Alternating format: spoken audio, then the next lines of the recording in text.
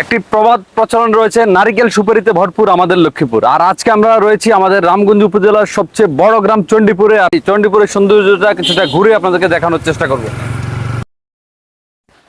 আসসালামু আলাইকুম, কেমন আছেন সবাই? আজকে আমরা ৫ নং চণ্ডীপুর ইউনিয়নের চণ্ডীপুর গ্রামটি ঘুরে দেখব। আর এই গ্রামটি এত বিশাল, যেটিকে 4টি ভাগে ভাগ করা হয়েছে, যেটি উত্তর, দক্ষিণ, পূর্ব এবং পশ্চিম চণ্ডীপুর হিসেবে নামকরণ করা হয়েছে।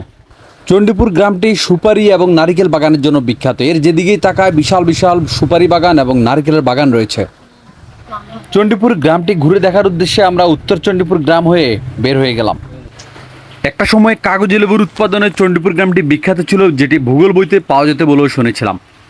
তবে এখনও অনেক বাড়িতেই এবং বিভিন্ন সুপারি বাগানগুলোর মধ্যে প্রচুর পরিমাণে কাগজি লেবুর গাছ চোখে পড়ে।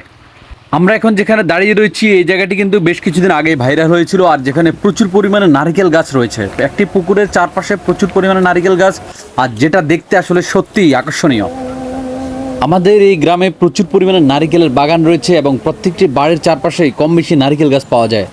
অধিক পরিমাণে ডাব উৎপাদনের কারণে অনেকেই ইদানিং এই ব্যবসার সাথে জড়িয়ে পড়েছেন এবং রামগঞ্জ থেকে বাংলাদেশের বিভিন্ন অঞ্চলে ট্রাক যোগে ডাব প্রেরণ করা হয়ে থাকে। এই গ্রামের একটি উল্লেখযোগ্য প্রতিষ্ঠানের মধ্যে চণ্ডীপুর আলামিন মাদ্রাসার নামও জড়িয়ে রয়েছে, যেটি 1979 খ্রিস্টাব্দে স্থাপিত হয়েছিল এবং দূর দূরান্ত থেকে প্রচুর পরিমাণে ছাত্ররা এসে এখানে পড়াশোনা করত।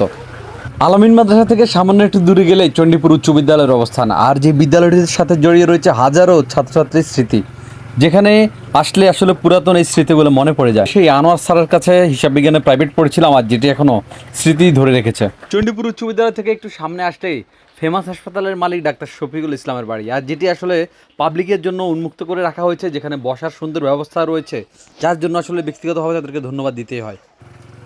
কর্মসংস্থানের দিক থেকে আমাদের গ্রামে প্রচুর পরিমাণে প্রবাসী রয়েছেন এবং যারা অর্থনৈতিকভাবে যথেষ্ট সাপোর্ট দিয়ে যাচ্ছেন। পাশাপাশি আমাদের গ্রামে প্রচুর পরিমাণে ব্যবসায়ী এবং কৃষিক্ষেত্রে জড়িত রয়েছেন অনেক মানুষ।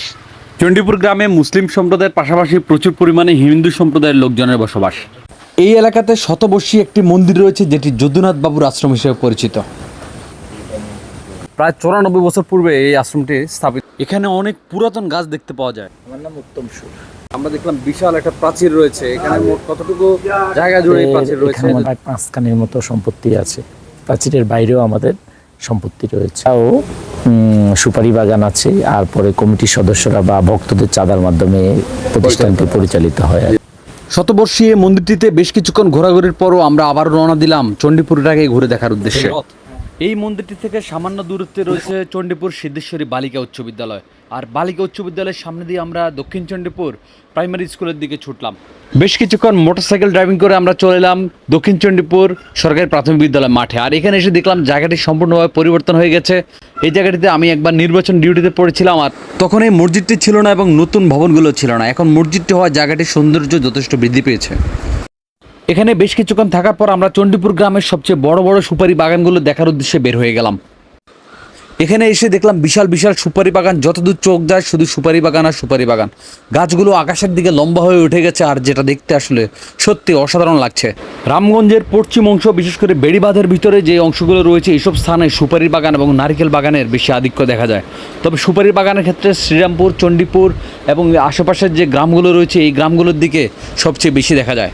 দক্ষিণ চণ্ডীপুর থেকে আমরা আবার রওনা দিলাম বকুলতলা বাজারের উদ্দেশ্যে। আর পথিমধ্যে হেদায়েতুল্লাহ চেয়ারম্যান বাড়ির সামনের যেই শান বাঁধানো পুকুর ঘাট এবং এখানে যে সুন্দরভাবে সাজানো গোছানো বিশাল বিশাল সাইজের সুপারির বাগান রয়েছে, যেটা দেখলে আসলে ভ্রমণপ্রেমীদের চোখে আটকে থাকবে স্বাভাবিকভাবেই।